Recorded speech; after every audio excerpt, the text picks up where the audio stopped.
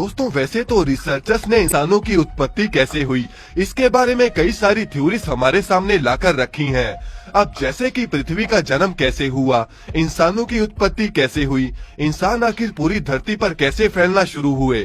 दोस्तों आज की इस वीडियो में हम आपको इन सभी सवालों के जवाब देंगे, तो चलिए वीडियो को शुरू करते हैं।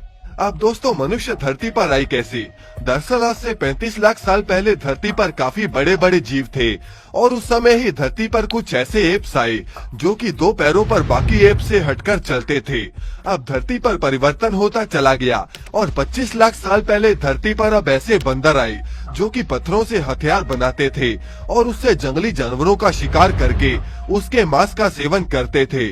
दोस्तों यही समय था जब आदि मानव एक के बाद एक आविष्कार करता चला गया। अब इसके बाद खोज हुई आग की, जिससे आदि मानव खाना पकाकर खाने लग गया। अब यहीं से दोस्तों एक के बाद एक आविष्कार होते चले गए। वैसे दोस्तों आज भी हम नई नई चीजों की आविष्कार करते चले जा रहे हैं। आज हमारे पास एक जगह से दूसरी जगह जाने के लिए यातायात के कई सारे साधन हैं, लेकिन हमारे पूर्वजों के पास यातायात का कोई साधन नहीं था। हमारे पूर्वज सैकड़ों किलोमीटर की दूरी पैदल ही तय किया करते थे, पहाड़ों पर चढ़ते थे और नदियों को भी बस ऐसे ही पार किया करते थे। अब चलते चलते इन्होंने कोयले की खान भी खोज निकाली और इसके बाद बिजली जैसी सबसे जरूरी चीज का आविष्कार हुआ। अब दोस्तों आइए हम आपको बताते हैं कि आखिर ये प्रजाति पाई कहाँ जाती थी। दोस्तों आज से करीब 4.5 करोड़ साल पहले धरती की टेक्टोनिक प्लेट्स ने खिसकना शुरू कर दिया और तब भारत अफ्रीका के महाद्वीप से हटकर एशिया के महाद्वीप से आकर टकरा गया। जब टेक्टोनिक प्लेट्स आपस में टकराई तो पहाड़ों का निर्माण हुआ।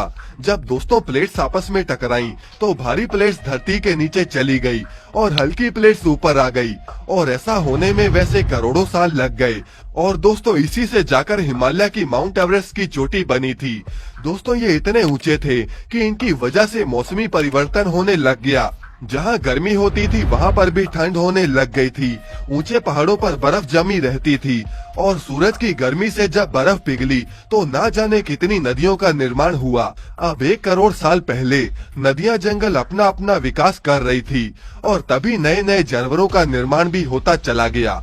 वो जानवर सिर्फ पेड़ पौधों को ही खाया करते थे और उन पर ही डिपेंड रहते थे।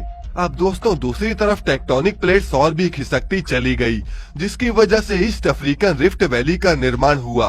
दोस्तों इससे धरती के तापमान में काफी फर्क आने लग गया। जहां पहले ठंड के मौसम हुआ करते थे वहां पर बारिश बिल्कुल ही बंद हो गई और अफ्रीका के जंगल में रहने वाले एप्स को बहुत ही ज्यादा नुकसान हुआ। दोस्तों ये एप्स ही हमारे मनुष्य का इतिहास थे।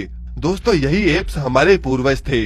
अब ये भारी भरकम एप्स धरती पर नहीं बल्कि पेड़ों पर ही रहते थे और एक पेड़ से दूसरे पेड़ पर जाने के लिए अपने हाथों का इस्तेमाल ही किया करते थे। इसके अलावा वो खाने में ज्यादातर फल ही खाते थे और धरती पर कम ही चल पाते थे। अब समय के साथ साथ कुछ एप्स चिंपैंजी, कुछ गोरिल्लास और उनमें से कुछ एप्स इंसान बने। अब जंगलों में सूखा पड़ने से एप्स को खाने पीने में कमी आने लग गई क्योंकि पेड़ पौधे नष्ट होने लग गए थे। अब उनके पास न रहने के लिए कुछ बचा था और न ही कुछ खाने के लिए। अब कुछ सालों बाद धरती पर जैसे तैसे एक और प्रजाति ने जन्म लिया जिन्होंने धरती पर चलना शुरू किया, क्योंकि दोस्तों इन्हें अपने खाने पीने के लिए कुछ न कुछ तो लाना ही पड़ता था।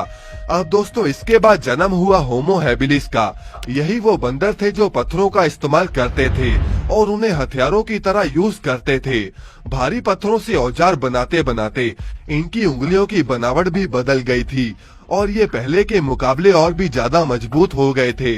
दोस्तों इसके बाद धरती पे आए होमो इरेक्टस। ये एक साथ ग्रुप में रहकर दूसरे जानवरों का शिकार करते थे और यहीं से उनके परिवार की शुरुआत हुई। दोस्तों वो लोग खुले आसमान के नीचे ही खाते पीते और सोते थे। इन्होंने ही मिलकर आग का आविष्कार किया। दरअसल आग में मांस पकाने से मांस नरम हो जाता था और दोस्तों उससे जो एनर्जी बचती थी उससे मनुष्य ने नए नए आविष्कार करने शुरू कर दिए। तो दोस्तों ये थी आज की वीडियो। आशा करता हूँ कि आपको समझ आ गया होगा कि आखिर मनुष्य का एवोल्यूशन कैसे हुआ। आप अपने विचार हमें कमेंट में जरूर बताएं और इस वीडियो को लाइक करके चैनल को सब्सक्राइब करना ना भूलें।